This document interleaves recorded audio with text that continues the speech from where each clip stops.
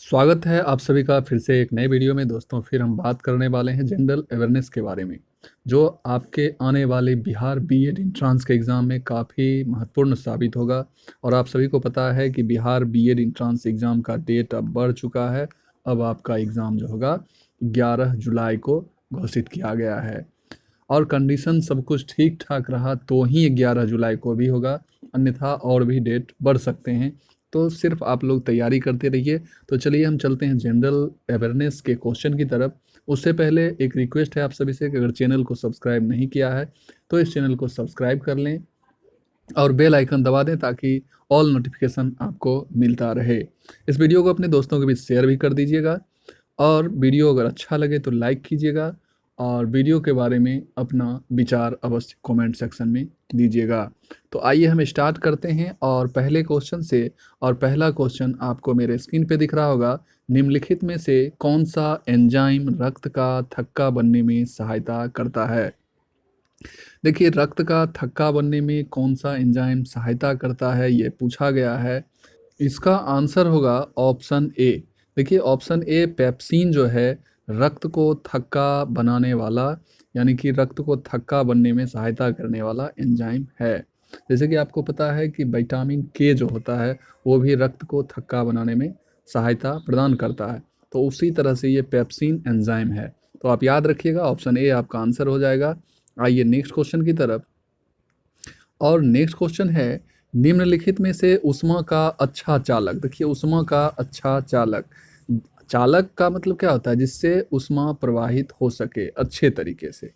तो ऊष्मा का अच्छा चालक लेकिन विद्युत का खराब, यानी कि विद्युत का कुचालक बोल सकते हैं। कुचालक जिससे ऊष्मा प्रवाहित नहीं हो पाता है, तो ये खराब चालक की बात की जा रही है। तो ऊष्मा का अच्छा चालक इसमें से आपका हो जाएगा दोस्तों अभ्रक। ठीक है, ऊष्मा मतलब हीट हुआ ना, हीट यानी कि गर्म जो होता है। जैसे कि लोहा अगर एक छोर से आप गर्म कीजिएगा तो दूसरा छोर भी आपका गर्म हो जाता है। इसका मतलब क्या है? वो ऊष्मा का अच्छा चालक है।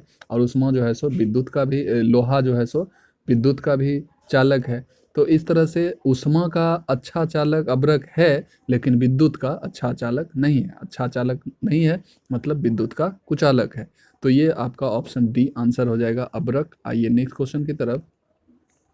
और नेक्स्ट क्वेश्चन है, निम्नलिखित पदार्थों में से किसके लिए ताप में वृद्धि से प्रतिरोध कम हो जाता है? देखिए, निम्नलिखित पदार्थों में से किसके लिए ताप में वृद्धि से प्रतिरोध कम हो जाता है?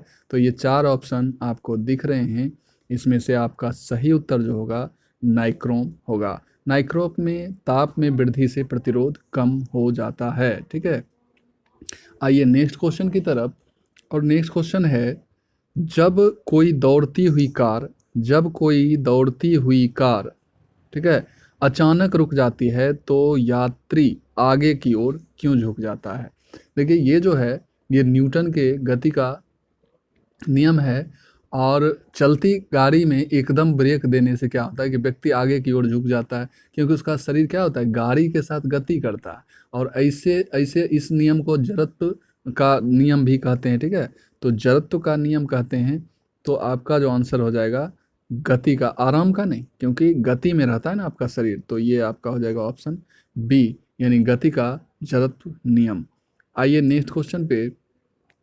और नेक्स्ट क्वेश्चन है, एक फ्लॉपी डिस्क में कितना डाटा स्टोर किया जा सकता है? एक फ्लॉपी डिस्क में कितना डाटा स्टोर किया जा सकता है? तो एक फ्लॉपी डिस्क में देखिए 1.44 MB, 1.44 MB जो है सो डाटा स्टोर किया जा सकता है। नेक्स्ट जो क्वेश्चन है, निम्नलिखित में से बेमेल कौन सा है? देखिए, वार्म्स, ट्रोजन, वायरस, ये सभी क्या हैं? वायरस हैं। और ये जावा क्लाइंट जो हैं ये अलग है। तो आपका यही बेमेल हो जाएगा। ऑप्शन डी आपका आंसर हो जाएगा। ये नेक्स्ट क्वेश्चन पे, उच्च ज्वर की स्थिति में ज्वर को नीचे लाने वाले पदार्थ को क्या कहते हैं? ज्वर को नीचे लाने वाले पदार्थ को क्या कहते हैं? तो इसे ज्वर रोधी कहते हैं। ज्वर रोधी, यानी कि ऑप्शन बी आपका आंसर हो जाएगा। ठीक है, आइए नेक्स्ट क्वेश्चन पे। स्वचालित यानी कि ऑटोमोबाइल जो होता है, स्वचालित वाहनों के रेडिएटर में प्रतिहीन के रूप में किस पदार्थ का प्रयोग किया जाता है? प्रतिहीन के रूप में, यानी कि रेडिएटर को ठंडा करने के लिए जो उपयोग किया जाता है वो ऑटोमोबाइल के रेडिएटर को ठंडा रखने के लिए मेथनॉल का प्रयोग किया जाता है, आप सभी को पता है, और इसे मैथिल एल्कोहल भी कहते हैं। तो मैथिल एल्कोहल या मेथनॉल, तो आपको मेथनॉल यहाँ ऑप्शन नहीं दिया हुआ है, तो मैथिल एल्कोहल आपका आंसर हो जाएगा। आइए नेक्स्ट क्वेश्चन पे, और नेक्स्ट क्वेश्चन है काष्ठ के आसवन द्वारा बनाया गया एल्कोहल कौन सा है? काष्ठ के आसवन द्वारा बनाया गया एल्कोहल कौन सा है? तो ये भी आपका हो जाएगा मैथिल एल्कोहल, यानी कि ऑप्शन ए आपका आंसर हो जाएगा। ये आप ऑप्शन और देख सकते हैं। आइए नेक्स्ट क्वेश्चन पे, और नेक्स्ट क्वेश्चन है एक भौगोलिक, देखिए एक भौगोलिक क्षेत्र में सभी पारिस्थितिकी तंत्रों को एक साथ लेकर एक अधिक बड़ा यूनिट बनाते हैं, इसको क्या कहते हैं? तो इसको जो कहते हैं दोस्तों, इसको जैव मंडल कहते हैं। एक भौगोलिकीय क्षेत्र में सभी पारिस्थितिकी तंत्रों को एक साथ लेकर एक अधिक बड़ा यूनिट बनाते हैं, इसे हम जैव मंडल कहते हैं। नेक्स्ट क्वेश्चन पे आइए, और नेक्स्ट क्वेश्चन है पर्यावरण। देखिए पर्यावरण प्रदूषण को किसके द्वारा नियंत्रित किया जा सकता है? तो पर्यावरण प्रदूषण को जो हम नियंत्रित करते हैं वो किसके द्वारा? परमाणु विस्फोटकों को रोककर, बिल्कुल सही। विद्युत वाहन विनिर्मित करके, ये भी सही। गंदे पानी का उपचार करके, ये भी सही। तो आपका उपयुक्त सभी आंसर हो जाएगा। आइए नेक्स्ट क्वेश्चन पे, और नेक्स्ट क्वेश्चन है अधिकांश लोगों के कानों के लिए अल्पतम यानी कि कम से कम श्रवण योग्य ध्वनि क्या है?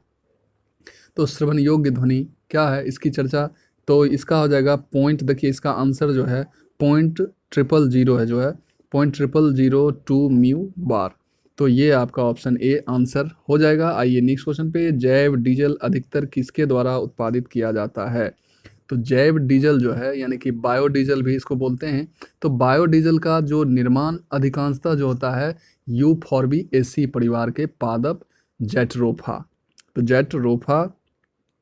तो जेट्रोफा यहाँ तो दिया नहीं है, तो आपका हो जाएगा यूफॉर्बिएसी, यानी कि ऑप्शन सी आपका आंसर हो जाएगा, जिससे जैव डीजल तैयार किया जाता है यानी उत्पादित किया जाता है। गंदे पानी के उपचार में, देखिए गंदे पानी के उपचार में अवसाद हौज का क्या कार्य है? गंदे पानी के उपचार में अवसाद हौज का जो कार्य है वो क्या है? तो वो आपका है निलंबित ठोस पदार्थों को हटाना। ये पानी में जो निलंबित ठोस पदार्थ जो होते हैं उसको वो अलग कर देता है, ठीक है। आइए नेक्स्ट क्वेश्चन पे, भारत का मसालों का उर्वर क्षेत्र कौन सा है? भारत का मसालों का उर्वर क्षेत्र कौन सा है? देखिए भारत में मसालों का उर्वर क्षेत्र की बात की जा रही है, तो इसका आंसर जो हो जाएगा आपको केरल, यानी कि ऑप्शन बी, जो केरल जो है भारत में मसालों का उर्वर क्षेत्र माना जाता है केरल। आइए नेक्स्ट क्वेश्चन पे, नूरजहां का असली नाम क्या था?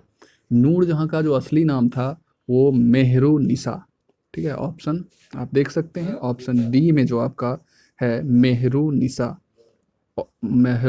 नूरजहां का असली नाम था। अब आते हैं नेक्स्ट क्वेश्चन पे, और नेक्स्ट क्वेश्चन है निम्नलिखित में से कौन सा देश जनसंख्या की दृष्टि से चीन और भारत के पश्चात तीसरा सबसे बड़ा देश है? जनसंख्या की दृष्टि से तो सबसे बड़ा देश चीन है, आपको पता है।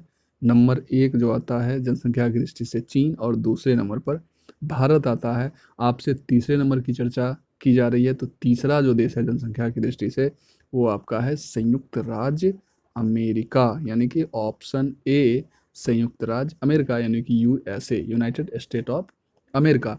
आइए नेक्स्ट क्वेश्चन पे, तमिलनाडु में सर्वाधिक लोकप्रिय त्यौहार कौन सा है? तो इसमें से आपका आंसर हो जाएगा ओनम हो गया आपका, केरल का हो गया बिहू असम का, तो इसमें आपका जो आंसर हो जाएगा पोंगल हो जाएगा, ऑप्शन सी तमिलनाडु का पर्व है। नेक्स्ट क्वेश्चन है ग्रामीण निर्धनता को दूर करने के लिए पूरा मॉडल का पक्ष समर्थन किसने किया था? तो किसने किया? तो ग्रामीण निर्धनता को दूर करने के लिए पूरा मॉडल का पक्ष समर्थन किसने किया? इसका देखिए, इसका जो आंसर हो जाएगा आपको डॉक्टर एपीजे अब्दुल कलाम, ठीक है। डॉक्टर एपीजे अब्दुल कलाम ने ग्रामीण निर्धनता को दूर करने के लिए पूरा मॉडल का पक्ष समर्थन किया था, ऑप्शन बी आपका आंसर हो जाएगा। और नेक्स्ट क्वेश्चन है निम्नलिखित में से कौन सा देश न्यूक्लियर सप्लायर, यानी कि एनएसजी, इसका फुल फॉर्म याद रखिएगा, न्यूक्लियर सप्लायर्स ग्रुप, तो इसका सदस्य नहीं है। तो इसमें देखिए इसका जो सदस्य नहीं है वो आपको ईरान नहीं है, रूस है, यूएसए है, फ्रांस है, सारे हैं लेकिन ईरान नहीं है। आइए नेक्स्ट क्वेश्चन पे। और पूंजी बाजार नियामक कौन है? तो पूंजी बाजार को जो नियामक होता है वो आपका सेबी होता है, ठीक है, सेबी। आइए नेक्स्ट क्वेश्चन पे। और नेक्स्ट क्वेश्चन और लास्ट क्वेश्चन है, तुम मुझे खून दो मैं तुम्हें आज़ादी दूंगा, इस शब्दों का श्रेय किसको प्राप्त है? ये सबसे इजी क्वेश्चन आज का, और ये हो जाएगा सुभाष चंद्र बोस। तो यही था। आपको ये वीडियो कैसा लगा ये ज़रूर बताइएगा कमेंट करके। चैनल को सब्सक्राइब कर लीजिएगा, वीडियो को लाइक कर दीजिएगा और शेयर अवश्य कर दीजिएगा। धन्यवाद।